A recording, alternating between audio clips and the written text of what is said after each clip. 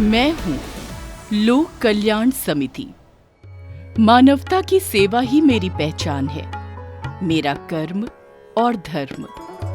न जात न पात, न अमीर न गरीब, न लिंग भेद और न ही मजहब की कोई दीवार। सबके चेहरों पर मुस्कान लाना, आंखों से गुम होती रोशनी तथा दर्द से निढाल लोगों को सुकून देना ही मेरा मकसद है। लोक कल्याण समिति एक इंस्टीट्यूशन है और आज जब हम 70 साल लोक कल्याण समिति के सेलिब्रेट कर रहे हैं तो इस समय बहुत ज़रूरी है कि हम याद करें जिन्होंने लोक कल्याण समिति को सेटअप किया। जन सेवा पर मेरी बुनियाद रखी गई और आज चैरिटी की बुलंद इमारत सूर्य के तेज की तरह चमक रही है।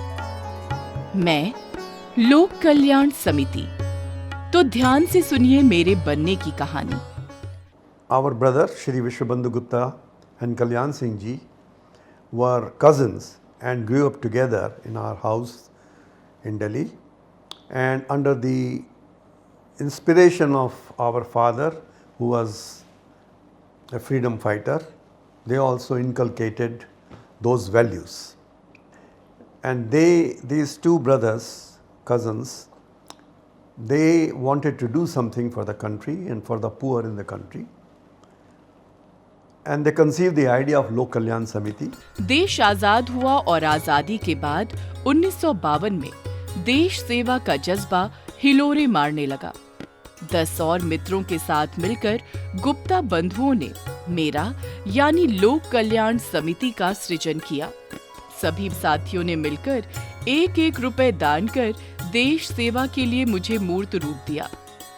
1952-53 में श्री कल्याण सिंह गुप्ता ने अपनी फैमिली के मेंबर्स के साथ और श्रीमती सुचेता कृपलानी के साथ लोक कल्याण समिति की स्थापना करी। उसके बाद उन्होंने जो रिफ्यूजीज़ आए थे पाकिस्तान से, जो फिर रिफ्यूजीज़ आए तिब्बत से, सबकी सेवा करी और 1969 में उन्हें डॉक्टर जाकिर हुसैन ने पद्मश्री का अवार्ड दिया। आंखों के निशुल्क कैंप और हर तरह की ओपीडी वरदान साबित हो रही है। ममता और अनुभव के मरहम से दर्द घुटने टेक रहा है। लोगों के चेहरे पर ये सुकून देखकर मुझे खुशी होती है। मेरे फादर हमेशा बचपन में हम लोग सुना करते थे, वो आइज़ की जो रोशनी, उसके बारे में हमेशा बात किया करते थे कि हर इंसान की जो रोशनी आँखों की, जो भगवान की देन है, अगर वो चली जाती है तो इंसान कुछ भी नहीं कर पाता। वो चाहते थे कि हर उस इंसान को वही सुविधा, वही सहूलियत, वही डॉक्टर्स मिले जो कि एक इंसान जिसके पास पैसे हैं वो अफोर्ड कर सकता है। उनका ड्रीम था लोक कल्याण समिति। अभी फिलहाल मेरी 3 शाखाएं हैं, दिल्ली में 2 और एक गुड़गांव में। यहाँ पर हालांकि सभी प्रकार के चिकित्सा विभाग खुले हुए हैं, लेकिन फिर भी ये आँखों का अस्पताल के नाम से पूरे देश में जो है अपनी एक पहचान बनाए हुए है। और मैं ये देखता हूँ कि ये जो संस्था है लोक कल्याण समिति, इन्होंने गरीबों के लिए इतना किया है और यहाँ ऐसे ऐसे लोग हैं जिनके पास मेरे ख्याल से 10 रुपये भी ना हो, इतने गरीब लोग आते थे यहाँ पर हर जगह से दिल्ली के। और मैं ये देखता था कि वो हमेशा वहाँ पर उनका इतना ख्याल रखा गया और इतना अच्छा स्टाफ है। दूर दराज के इलाकों में भी आंखों के कैंप लगाए जाते हैं, मोतियाबिंद के ऑपरेशन होते हैं। आम लोगों के लिए इस ऑपरेशन का खर्च उठाना मुश्किल होता है, लेकिन लोक कल्याण समिति में सब निशुल्क होता है। जो भी लेटेस्ट टेक्नोलॉजी आती है उसी के अनुसार मशीन्स चेंज हो जाती हैं। तो अब हम लोग पेशेंट को बेस्ट टेक्नोलॉजी वाली मशीन से ऑपरेट करने की यहाँ सुविधा उपलब्ध है और उसकी वजह से ऑपरेशन भी ऑब्वियसली इजी हो जाता है और पेशेंट को भी पोस्ट ऑप रिजल्ट्स काफ़ी अच्छे आते हैं। जैसा मैंने पहले भी बताया, मेरी सेवाएं किसी दायरे में नहीं बंधी। लोकतंत्र के प्रहरी पत्रकार हूँ या फिर हमारी सुरक्षा में जुटी पुलिस, फ्री आई चेकअप के जरिए हर कोई फायदा उठा रहा है। लोक कल्याण समिति एक ऐसी समिति है जो वास्तव में एक सेवा का काम करती है और काम करना भी चाहिए, क्योंकि उनके मन में एक सेवा भाव अपने पुराने समय से कूट कूट करके भरा है। मीडिया हो या पुलिस के जवान हों जो दिन रात सेवा में लगे होते हैं, उनके परिवारों का भी ख्याल अगर किसी ने किया तो लोक कल्याण समिति ने किया। कल्याण समिति के 70 साल पूरे होने की मैं हार्दिक शुभकामनाएं देता हूं। आम जन की सेवा तो ये करते ही हैं, हमारे दिल्ली पुलिस के कर्मी उन्होंने इसका लाभ उठाया है। हमारे उत्तरी जिला के 400 कर्मियों ने फुल बॉडी, जिसमें कि आँख का, ENT का, हार्ट का, ये सब का टेस्ट वगैरह कराया और सब ने बहुत इसका लाभ उठाया है। मेरी दूसरी शाखा नंदनगरी में है। इस शाखा में गरीब बेसहारा छात्र छात्राओं को निशुल्क कोचिंग दी जाती है। उन्हें पढ़ाई का जरूरी सामान भी दिया जाता है। लड़कियों को हुनरमंद बनाया जाता है। यहाँ अनपढ़ बच्चे भी आते हैं जो बिल्कुल पढ़ा लिखा नहीं होता है, वो 6 महीने में भी, साल में भी सीख लेता है। कोरोना के वक्त जब बच्चे स्कूल नहीं जा पा रहे थे, तब लैपटॉप देकर शिक्षा के अलग को जलाए रखा। गाँवों में सपने हैं परंतु उनके पास सामर्थ्य नहीं है कि वो अपने सपनों को अपने दम पर पूरा कर सकें। और उस सपनों को पूरा करने के लिए जिस तरह स्कूली शिक्षा के अलावा जो बच्चे ट्यूशन नहीं पढ़ सकते हैं, उनको यहाँ अतिरिक्त शिक्षा की जो सुविधा प्राप्त दी गई है लोक कल्याण समिति द्वारा, वो सराहनीय है। मैं लोक कल्याण समिति गुरुभूमि गुड़गांव में भी गरीब वंचितों का मैं सहारा हूँ। दीन दुखियों की सेवा के समर्पण को देखकर ही बाकी लोग भी मेरे साथ खड़े हो रहे हैं। हमने 50 सर्जरी का उस वक्त गुप्ता जी को 15,000 रुपये का चेक दिया, जबकि ये सर्जरी 15 से 20,000 रुपये आई सर्जरी इस वक्त कोई भी अच्छा इंस्टीट्यूशन डॉक्टर करेगा, आप लोग फ्री कर रहे हैं। मैं समझता हूँ ये बहुत बड़ा आपका योगदान है समाज के प्रति, आपका जो कंट्रीब्यूशन है उसके कोई भी तुलना नहीं की जा सकती। मेरा एक्सपीरियंस लोक समिति के कार्य में बहुत अच्छा रहा है। सैकड़ों आँखों के ऑपरेशन हो चुके हैं, अभी तक किसी के भी कोई शिकायत नहीं आई है।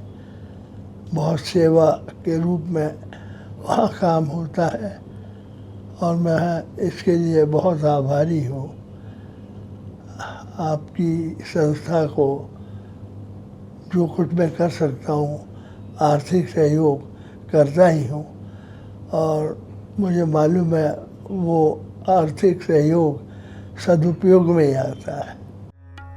गुड़गांव में मेरी शाखा खोलने के लिए जमीन दान में देकर मेरा मिशन का मार्ग प्रशस्त किया। ये मैंने सन 79 में दी थी और यहाँ 84 में जब ज़मीन एक्वायर होने लगी तो भगवान की कृपा है जी, ये ज़मीन मेरी बचवा दी। 2 किला ज़मीन थी जी ये मेरी, जिसमें ये भी शामिल है। श्री कल्याण सिंह जी के निधन के बाद उनकी धर्म पत्नी श्रीमती कमलेश गुप्ता ने सारी जिम्मेदारियां संभाली। वे महासचिव बनी और उन्होंने मुझे नई ऊंचाई दी, मेरे मिशन को नई धार दी। श्री कल्याण सिंह जी के बाद मिसेस कमलेश गुप्ता ने 10 सालों तक उन्होंने पूरी सेवा करी। उन्होंने फंड रेजिंग डिपार्टमेंट शुरू करी लोक कल्याण समिति की और उनके निधन के बाद 2012 में अब हम उसी बैकग्राउंड को, उसी फाउंडेशन को और उसी इंस्टीट्यूशन को आगे बढ़ा रहे हैं। मेरी इस गौरवमयी अनंत यात्रा को सार्थक बनाने में महासचिव हरिता गुप्ता की भी अहम भूमिका है। बिना थके, बिना रुके, कड़ी मेहनत, सोचने का नया नजरिया, समर्पण और उनके प्रभावशाली नेतृत्व से मैं कामयाबी की ऊंचाइयां छू रही हूं। इस एनजीओ में आप किसी भी समय, किसी भी पल आ जाइए, अचानक इंडिपेंडेंटली आप हमें सरप्राइज हो जाएंगे जिस निष्ठा से काम होता है और जो सफाई, जो एक तत्परता, एक समर्पित ऑर्गेनाइजेशन है। एंड इसके लिए मैं डेफिनेटली हमारी जनरल सेक्रेटरी हरिता गुप्ता को बहुत क्रेडिट देती हूँ कि उन्होंने बहुत मेहनत से इसको काम को आगे ले जाती जा रही हैं। बड़ी सोच और साफ नीयत का नतीजा है कि तत्कालीन प्रधानमंत्री जवाहरलाल नेहरू ने जन सेवा के लिए एम्बुलेंस भेंट की थी। मानव सेवा का कारवां आगे बढ़ता गया। इस त्याग और तपस्या का फल भी मिला। 1969 में श्री कल्याण सिंह गुप्ता को पद्मश्री से सम्मानित किया गया। चाइल्ड वेलफेयर के लिए 2009 में राष्ट्रपति ने अवार्ड देकर हौसला अफजाई की। आज इस शुभ अवसर पर मैं सबका धन्यवाद करना चाहती हूँ। हमारे स्टाफ, हमारे डॉक्टर्स, हमारे पार्टनर्स, हमारे डोनर्स और सबसे ज़्यादा हमारे पेशेंट्स जिन्होंने हमारा साथ दिया है और आज हमें इस पोजीशन पे लाए हैं कि हम पुअर मैन के eye hospital number 1 eye hospital के नाम से जाने जाते हैं और हमारी ओपीडी में कम से कम रोज़ 600-700 लोग रोज़ आते हैं। 400 बच्चे बेनिफिट करते हैं पढ़ाई से और आज हमने 60,000 से ज़्यादा कैटरैक्ट फ्री आई ऑपरेशंस कर दिए। समिति के अध्यक्ष के तौर पर अब श्री रमेश गुप्ता जी लोक कल्याण समिति के मिशन को आगे बढ़ा रहे हैं। श्री रमेश गुप्ता जी समर्पण और सेवा भाव के लिए डॉक्टर्स, स्टाफ, हर कार्यकर्ता और मैनेजमेंट कमेटी के सपोर्ट की सराहना करते नहीं थकते। Importantly, our donors and well-wishers have been with us for many decades and have seen the work of LKS and has been able to what we have been able to do, and they have supported us and we are very thankful to them. हर उस शख्स तक पहुंचना है जिसे मेरे रूप में एक माँ की जरूरत है। मुझे ममता का आंचल और फैलाना है, बस जरूरत है आपके सहयोग की। तो मैं तो आज भी यही बोलूँगा कि अगर आप किसी को गिफ्ट देना चाहते हैं अपनी एनिवर्सरी के दिन, पैसा एक्सपेंसिव होटल्स में ना खर्च करके अगर किसी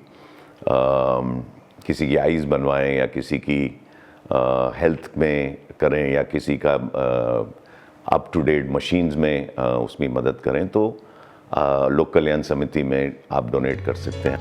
मैं लोक कल्याण समिति, ये तो बस सफर का आगाज समझिए। मुझे अभी बहुत आगे जाना है। मानव है हम, मानवता धर्म हमारा, दुखियों का जो दर्द बांट ले